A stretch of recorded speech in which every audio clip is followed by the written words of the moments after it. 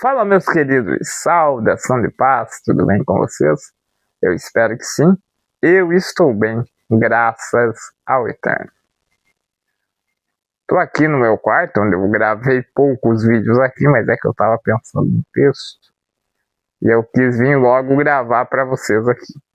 Quis vir logo conversar enquanto está fresco na minha memória. Acabei de largar a Bíblia aqui e vim aqui para conversar com vocês. Eu não sei em que tipo de igreja você congrega, a que tradição você pertence, mas se você se você vier de uma tradição pentecostal assim como eu, você já deve ter visto os pregadores fazendo apelo, né, para as pessoas aceitarem a Jesus. Quem quer vir à frente a aceitar a Jesus, eu não estou falando contra isso, até porque eu também já o fiz por muitas vezes. Mas você já deve ter visto, quando é feito esse apelo, muitos pregadores apelarem de fato para o fator emocional do indivíduo, né? Apelar para as emoções dos seus ouvintes. Olha, venha para frente e tal. Enfim, apela para as emoções, né? Toca nas emoções das pessoas, fazendo com que as pessoas venham à frente por um estímulo totalmente emocional, certo? E ao virem à frente por causa desse estímulo emocional, a não ser que essas pessoas sejam muito bem cuidadas, discipuladas, orientadas, dificilmente essas pessoas permanecerão, porque elas vieram à frente por um estímulo, como eu disse, totalmente emocional. Mas as emoções, elas mudam o tempo todo. É a emoção que o indivíduo sentiu ao receber o convite, ao ser alvo do apelo do pregador. Essas emoções muitas vezes acabam junto com o culto. Ou a pessoa chega em casa, a realidade já é outra, e essas emoções já passaram. Então, se nós formos usar esse apelo totalmente emocional, é provável que, eu não estou afirmando que é assim, eu não estou dizendo que a maioria é assim, por favor me entenda, mas é provável que nós tenhamos pessoas aceitando a Jesus no culto à noite, se desviando no outro dia. Porque o apelo é emocional, e as emoções, como eu disse, elas mudam o tempo todo. Não me parece que essa é a proposta de Jesus. Não me parece que é assim que Jesus queria que se fizesse. Eu estava lendo Lucas, capítulo 14, a partir do versículo 25, e o texto diz que Jesus estava cercado de uma grande multidão, e ele diz o seguinte: olha, ninguém que não aborrece pai, mãe, irmãos, esposo, esposa, filhos, enfim, e não aborrece a própria vida, essa pessoa não pode ser meu discípulo. E ninguém que não leva a sua cruz e vem após mim também não pode ser meu discípulo. A primeira coisa que a gente entende aqui é que ser discípulo de Jesus é que seguir a Cristo não é algo divertido, assim digamos. Jesus não estava convidando as pessoas e chamando-as para um passeio em jardins floridos. Jesus não estava chamando pessoas para passarem um dia em um parque de diversões. Não. A proposta de Jesus para aqueles que o seguem é justamente a renúncia. Mais à frente, Jesus diz no texto: ninguém que não renunciar tudo pode ser meu discípulo. Então a ideia de seguir a Cristo é exatamente a renúncia, certo? É abrir mão. É abrir mão de coisas, muitas vezes de relacionamentos, muitas vezes de convivência com certas pessoas. Andar com Cristo é abrir mão. Portanto, se você vem para o Evangelho querendo ganhar alguma coisa, deixa eu lhe dizer, Evangelho é para quem está disposto a perder. Evangelho é para quem está disposto a perder, se necessário for, a própria vida pelo Evangelho. Aí Jesus continua falando, e no versículo 28 ao 32, Jesus dá algumas figuras para nós. Ele diz o seguinte: ninguém que vai construir uma torre o faz sem antes fazer os cálculos para ver se vai poder concluir essa obra, para que não aconteça que ele levante a torre e construa ela até a metade e depois não tenha condições de terminá-la, e as pessoas que passem olhem e digam: olha só, esse homem começou uma construção e não pôde concluir. Então, em primeiro lugar, Jesus está nos ensinando que a vida cristã é uma construção. Vida cristã, seguir a Cristo, vida com Deus é uma construção. E construção não é feita do dia para a noite. Uma casa não é construída do dia para a noite. Uma torre, como o exemplo que Jesus está nos dando no texto aqui, ela não é construída do dia para a noite. Qualquer construção, uma casa, uma torre, um prédio, independentemente da obra, qualquer construção que você for empreender, ela demanda tempo. Ela demanda dias, é um processo. Você começa na base, depois começa a levantar, depois começa a cobrir, independente da construção que você vai fazer. É um processo repleto de fases, repleto de etapas. A vida com Deus, o seguir a Cristo, a vida cristã, ela é uma construção. Por isso que a proposta é que cada dia nós estejamos melhores do que o dia anterior. Em Provérbios, Salomão diz que a vereda do justo é como a luz da aurora, que vai brilhando mais e mais até ser dia perfeito. Perceba o fator processual, perceba o fator gradual, vai brilhando mais e mais. A ideia do Evangelho é que conforme os dias passam e nós vamos caminhando e aprendendo do Senhor, a ideia é que nós venhamos a ser cada vez mais parecidos com Jesus. A ideia é que nós venhamos cada vez mais modelar a sua forma de agir, a sua forma de proceder. Não pautado no Jesus da cultura, é claro, mas pautado no Jesus bíblico, no Jesus das Escrituras. E cada dia que passa, conforme nós vamos aprendendo com ele, pelas Escrituras, pela vida devocional, nós vamos construindo esse homem interior e nos tornando cada vez mais parecidos com o Senhor. Mas em segundo lugar, e não menos importante, Jesus nos diz o seguinte: e qual o rei que indo para a guerra e tendo 10.000 soldados não vai se aconselhar e saber se com esses 10.000 soldados ele pode ir à guerra contra 20.000?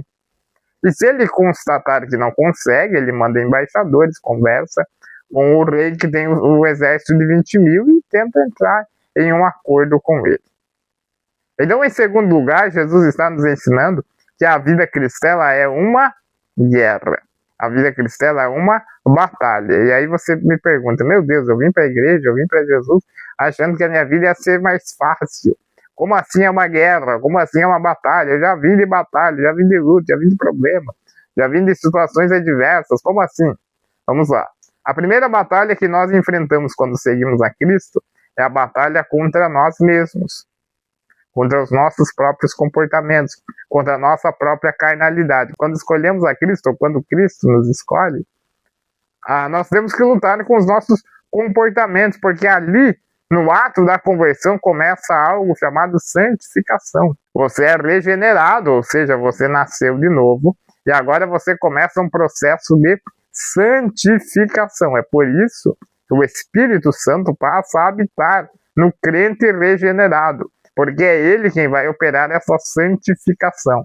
E santificação, assim como nós abordamos no tópico anterior acerca da construção, santificação não é algo que acontece do dia para a noite. Em um certo sentido, ela acontece no momento onde você deixa de ser inimigo de Deus para ser santo, porque Jesus atribui a santidade dele a você, mas ela também é um processo que vai durar a vida toda, que vai durar até Jesus voltar. Você é santo, você vai se tornando santo, e você será santo até Jesus voltar.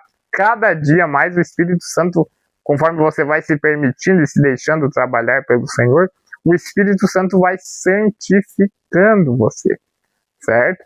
E justamente por causa dessa operação do Espírito Santo, de santificar-nos, é que nós enfrentamos guerra com a gente mesmo, com a nossa carnalidade, porque a nossa natureza oriunda de Adão, ela quer uma coisa, mas o Espírito nascido de novo, ele quer outra, e há esse conflito, há esse embate. Então a primeira guerra, a primeira batalha que nós temos quando passamos a seguir a Cristo é com a gente mesmo.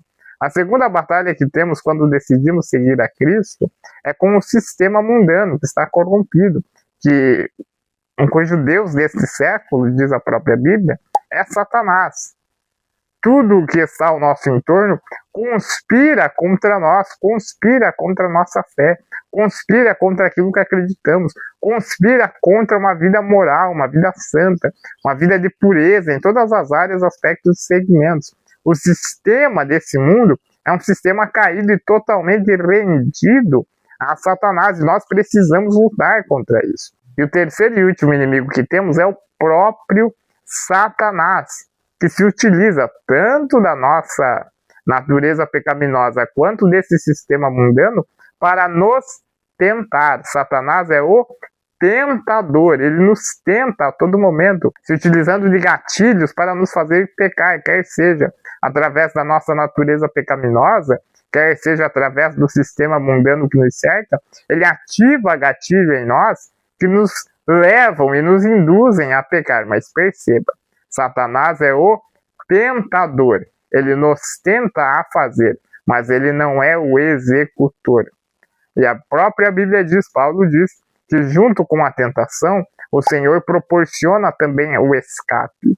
Então entenda, ninguém peca porque Satanás o fez pecar. Satanás não tem esse poder, e com toda a tentação, repito, o Senhor proporciona também o escape. Nós somos o executor do pecado que cometemos. E Satanás é o tentador, ele é aquele que nos tenta. Mas a decisão de fazer ou não, de cometer ou não pecado, é sempre nossa. Mas então entenda, nós temos essas três frentes, esses três campos de batalha que enfrentamos. Nós lutamos contra nós mesmos, nós lutamos contra o sistema desse mundo, e nós lutamos contra Satanás e o reino das trevas. Então não, vida cristã não é um playground, vida cristã não é um parque de diversões. Vida cristã é batalha. Paulo disse a Timóteo, sofre as aflições como bom soldado de Cristo. Agora, amarrando tudo isso que eu estou dizendo, para você entender onde eu quero chegar, em ambos os exemplos, tanto da construção quanto da guerra, Jesus diz o seguinte: que quem vai construir uma torre não o faz sem antes fazer contas, para que, não conseguindo concluir, não caia em vexação e humilhação. Tipo, olha só, esse cara começou a construir e não conseguiu terminar. Da mesma forma, o rei que vai sair à guerra com 10.000 soldados, ele faz contas e se aconselha para ver se ele pode enfrentar um exército que tem o dobro de soldados do que ele. E ao constatar que não consegue, se assim for, ele vai e faz um ato de diplomacia, ele faz uma aliança, ele faz um acordo com o rei com o qual ele guerrearia. Perceba que em ambas as situações, o que nós temos aqui é uma decisão racional, cuja pessoa sentou, analisou, fez contas no caso da torre, se aconselhou no caso da guerra, e tendo feito contas e tendo se aconselhado, tomou uma decisão. Então, a decisão de seguir a Cristo, a decisão e a escolha de ser um discípulo de Jesus, ela não é uma decisão emocional. Ela não é uma decisão, claro, eu não estou falando contra nós sermos tocados em nossas emoções, porque muitas pessoas falam contra isso, e eu acho que isso é um equívoco.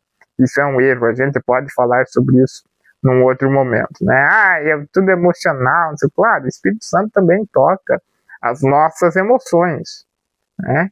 Falar contra isso é algo absolutamente desnecessário, na minha humilde concepção, Mas a gente pode conversar sobre isso em outro momento. A questão é que a decisão de seguir a Cristo, ela tem que ser algo que é sentado, analisado, refletido, tem que ser uma decisão racional. Tem que se fazer as contas, se vale a pena ou não, porque depois de Jesus dar esses dois exemplos, ele diz: qualquer que não renunciar tudo, aquele que não renunciar tudo, ele não pode ser meu discípulo. E se para seguir a Cristo eu tenho que renunciar tudo, pera lá. Deixa eu sentar, deixa eu analisar, deixa eu fazer as contas, deixa eu ver se eu estou disposto a isso. Certo? Deixa eu ver se eu dou conta disso. É claro que a decisão de seguir a Cristo não é sobre o quanto eu dou conta, porque a partir do momento que eu decido seguir a Cristo, é Ele quem vai me dar capacidade e condições para segui-lo. Mas entenda que é uma decisão racional. E agora, fechando a nossa conversa, eu lhe faço a seguinte pergunta: você já fez as contas? Você está disposto a seguir a Cristo de fato? Você está disposto a renunciar o que for preciso e necessário por amor a Cristo? Você está disposto a abrir mão de certos relacionamentos, talvez, por amor a Cristo, por certos círculos, por amor a Cristo? Você já fez as contas? Se você ainda não fez ou se está fazendo, deixa eu lhe dizer algo. Qualquer renúncia feita na vida presente em troca da vida eterna vale a pena. É melhor renunciar o aqui e agora e passar a eternidade com o Senhor do que o contrário. Então, de forma racional, analise, sente, faça as contas. Mas eu te adianto que qualquer renúncia feita por amor a Cristo sempre valerá a pena. Tá bom, queridos? Essa foi a nossa conversa de hoje. Eu espero de verdade que ela tenha te abençoado e te edificado de alguma forma. Obrigado a você que chegou até aqui. Até o próximo vídeo. Tamo junto sempre, pelo Rei e pelo Reino.